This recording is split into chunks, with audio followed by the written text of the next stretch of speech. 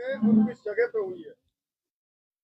Samajwadi party के राष्ट्रीय अध्यक्ष श्री अखिलेश यादव जी के आदेशानुसार बुलंदशहर में एक सुनहरा स्थान पर बहुत तेज गति से थार गाड़ी ने टक्कर मारी, जिसमें एक महिला की मृत्यु हुई और शेष लोग घायल हुए। ये पूरा दलित परिवार था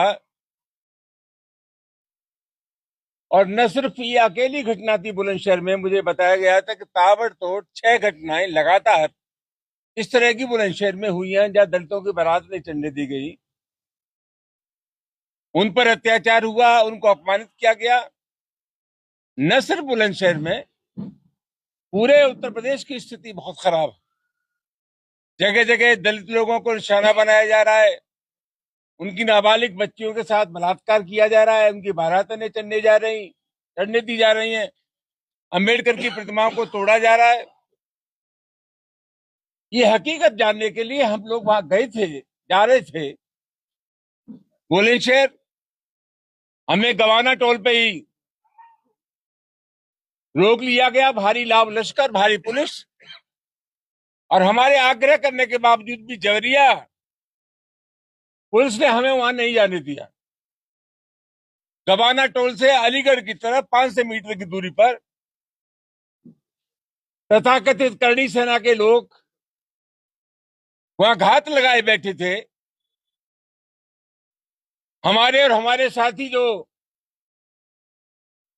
गाड़ियों में थे, उन पर ईंट पत्थर फेंके गए, टायरों से हमला किया गया, कई गाड़ियां क्षतिग्रस्त हुई। और अब मैं आज आश्वस्त हूं कि हमारे ऊपर ये जानलेवा हमला था। और ऐसा मुझे लगता है कि सरकार जानबूझ करके मेरी हत्या कराना चाहती है। 3 दिन पहले से जब ये तय था कि हमें बुलंदशहर जाना है, प्रशासन को पता था, खुफिया तंत्र को पता था, पूरे जनपद को पता था, हाथरस और अलीगढ़ को भी जानकारी थी। इसके बाद भी हमला एक सुनियोजित षड्यंत्र के तहत हमारे ऊपर किया गया।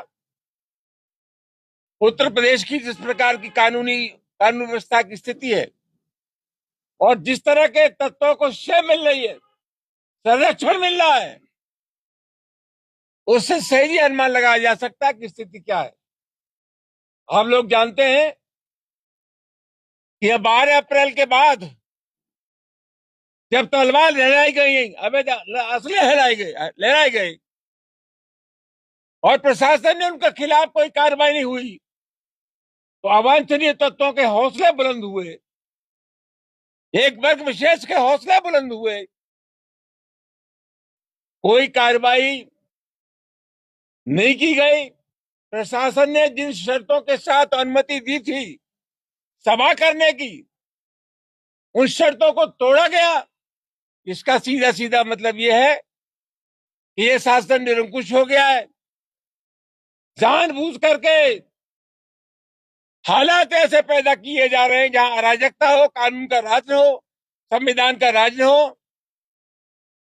और जिस प्रकार की स्थिति है, प्रतिपक्ष के लोगों को तो राजनीति करना मुश्किल हो जाएगा। मैं सिर्फ यही कह सकता हूं, घटना बहुत महत्वपूर्ण है और इस साजिशन हमारे ऊपर कातिलाना हमला था। ये जो लोग हैं, जो हमलावर हैं, उनको आप किस रूप में देखते हैं? कायर हैं, बुजदिल हैं, नकारा हैं, क्षत्रियों के नाम पर कलंक है। क्षत्रियों का धर्म है गरीबों की रक्षा करना। ये बगल में भरतपुर के राजा सूरजमल क्षत्रिय थे।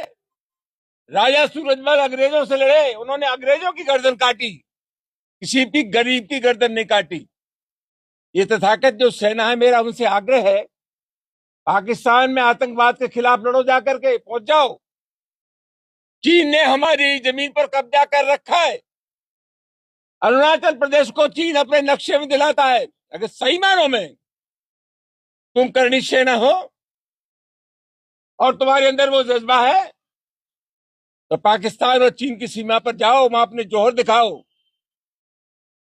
यही तुम्हारा धर्म है, बंदा ये माना जाएगा, तुमसे बड़ा नकारा दुनिया में कोई नहीं। ये जो दलितों पे अत्याचार हो रहा है, आपका आरोप है कि सरकार में अत्याचार जो बढ़ा है, इसके पीछे क्या कारण मानते सरकार की मानसिकता।